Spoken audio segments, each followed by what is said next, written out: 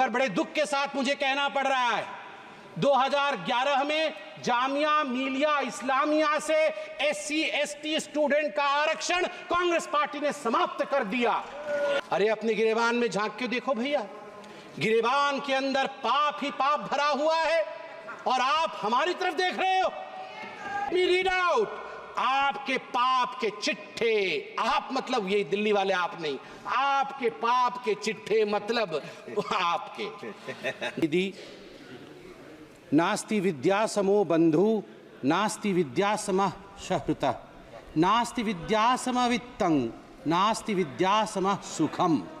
विद्या जैसा कोई बंधु नहीं, विद्या जैसा कोई मित्र नहीं, विद्या जैसा अन्य कोई धन नहीं, विद्या जैसा कोई सुख नहीं। जिसके पास विद्या है, जिसके पास सुख है, वही बलवान है, वही धनवान है।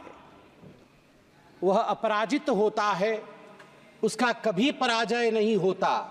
जिसके पास मां सरस्वती का वरदान होता है और जो विद्यावान होता है। और सभापति महोदय, मैं इस सभागृह में मौजूद सभी सदस्यों को, माननीय सदस्यों को धन्यवाद देना चाहूंगा। आज जिस प्रकार से यह चर्चा चल रही है, मैं बहस नहीं कहूंगा, यह बहस नहीं है, यह चर्चा है। और जिस राष्ट्र में शिक्षा को लेकर चर्चा होती हो, जिस राष्ट्र में शिक्षा को लेकर इस प्रकार से सभी एक समकक्ष के रूप में आगे बढ़ते हो, वह राष्ट्र अपराजय है।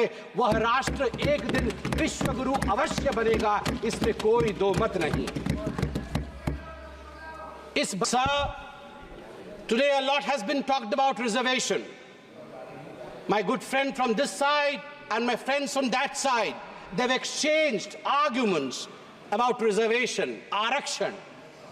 मुझे तो कहते हुए तकलीफ होती है, जो लोग आरक्षण के ऊपर इस प्रकार मगरमच्छ के आंसू बहाते हैं, वो लोग आज जवाब दें। कांग्रेस के दिग्गज नेता यहां मौजूद हैं, आप बताइए क्या यह सच नहीं है कि जो सेंट्रली फंडेड इंस्टीट्यूशंस हैं, जामिया मिलिया इस्लामिया और अलीगढ़ मुस्लिम यूनिवर्सिटी, भारत का संविधान कहता है कि ये सेंट्रली फंडेड इंस्टीट्यूशंस के अंदर भी हमारे एससी और हमारे एसटी बंधुओं के लिए आरक्षण का प्रावधान रहे। मगर बड़े दुख के साथ मुझे कहना पड़ रहा है 2011 में जामिया मिलिया इस्लामिया से एससी एसटी स्टूडेंट का आरक्षण कांग्रेस पार्टी ने समाप्त कर दिया। और ठीक उसी प्रकार 1981 में अलीगढ़ मुस्लिम यूनिवर्सिटी से एससी एसटी स्टूडेंट्स का आरक्षण कांग्रेस पार्टी ने मुस्लिम तुष्टीकरण के कारण समाप्त कर दिया। इसके लिए कांग्रेस पार्टी को जवाब देना होगा। आज मैं सुन रहा था, यहां कोई पेपर लीक के विषय में कह रहा था। अरे अपने गिरेबान में झांक के देखो भैया, गिरेबान के अंदर पाप ही पाप भरा हुआ है और आप हमारी तरफ देख रहे हो। नीट के एग्जाम को लेकर सुप्रीम कोर्ट का जजमेंट आया है कुछ दिनों पहले, और मैं कांग्रेचुलेशंस कहना चाहूंगा इस सरकार को। बिल्कुल सही तरीके से जो धर्मेंद्र प्रधान जी ने उस दिन यहां पर, आप लोग चिल्ला रहे थे, धर्मेंद्र प्रधान जी ने जो कहा था, इंतजार करिए, we will come out clean on NEET examination. The highest court of this country has buried us. The highest court of this country has given its verdict. But let me read out आपके पाप के चिट्ठे, आप मतलब ये दिल्ली वाले आप नहीं, आपके पाप के चिट्ठे मतलब आपके।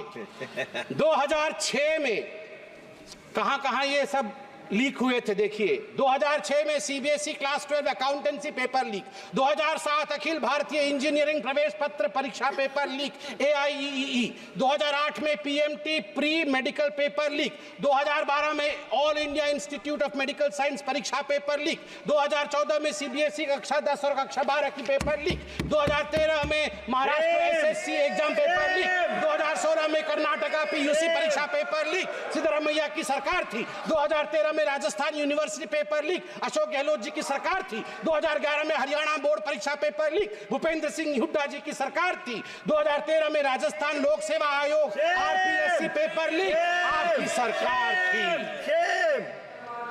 आप जरा सोच के देखिए, आपके गिरेबान के अंदर किस प्रकार से पेपर लीक भरा हुआ है।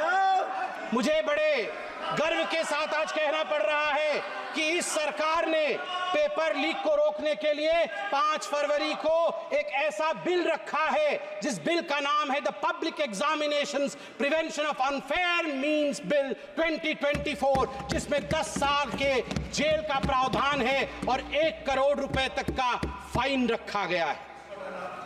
सभापति महोदय, कष्ट के साथ कहना पड़ रहा है 34 वर्ष बीत गए, यहां युवक सांसद बैठे, बड़ा सम्मान करता हूं मैं इनका। युवा सांसद है यहाँ के कितने युवा सांसद है देखिए, इनसे पूछिए आप एनईपी नेशनल एजुकेशन पॉलिसी को आने में 34 वर्ष क्यों लगे। गर्व के साथ कहूंगा 2014 में प्रधानमंत्री नरेंद्र मोदी, भारतीय जनता पार्टी ने अपने मैनिफेस्टो में सीना ठोक करके कहा था हम सरकार में आएंगे, नई शिक्षा नीति लाएंगे, और हमने वो करके दिखाया है। ये मोदी की गारंटी है नई शिक्षा नीति, और अमूलचूल परिवर्तन है नई शिक्षा नीति में। मदर टंग, मातृभाषा के लिए सम्मान है, एक कॉम्प्रिहेंसिव होलिस्टिक अप्रोच है पूरी शिक्षा के प्रति। आप सोच के देखिए, इस देश में जो आज चिल्ला रहे हैं उस तरफ बैठ करके 34 वर्षों तक ये मौन थे, 34 वर्षों तक इन्होंने आवाज नहीं उठाई। शिक्षा में परिवर्तन होना चाहिए, इस विषय में इनकी धारणा नहीं बनी। एक नरेंद्र मोदी को आना पड़ा एनईपी को लाने के लिए। अध्यक्ष जी, मैं जानता हूं समय की एक सीमा होती है, इसलिए मैं अपने अंतिम पक्ष में कुछ कंपैरेटिव डाटा रखूंगा। स्टेटस ऑफ एजुकेशनल इंडिकेटर्स, बहुत लोगों ने कहा कि आप लोगों ने क्या कर दिया। मुझे लगता है कि सबसे बढ़िया होता है स्टैटिस्टिक्स रखा जाए। आप अगर यहां आंकड़े रख देंगे, आंकड़े को कोई झुठला नहीं सकता है, तो आज मेरे हाथ में वो आंकड़े हैं जिनको कोई झुठला नहीं सकता है। ये आंकड़े क्या कहते हैं? Gross enrolment ratio at primary level 3.31% बढ़ोतरी हुई है नरेंद्र मोदी जी के आने के पश्चात। Gross enrolment ratio at upper primary level 4% की बढ़ोतरी हुई है नरेंद्र मोदी जी के आने के पश्चात।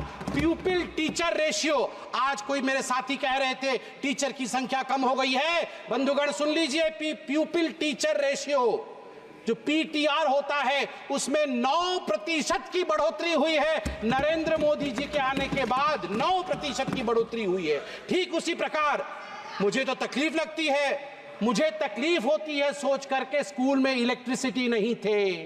आंकड़े कहते हैं 36% इंक्रीज हुआ है नरेंद्र मोदी प्रधानमंत्री बनने के पश्चात। We have 36% increment in electrification of schools. अंधकार में बच्चे पढ़ रहे थे, अंधकार से उजाले की तरफ लेने का काम नरेंद्र मोदी जी ने किया है। ये छोटा विषय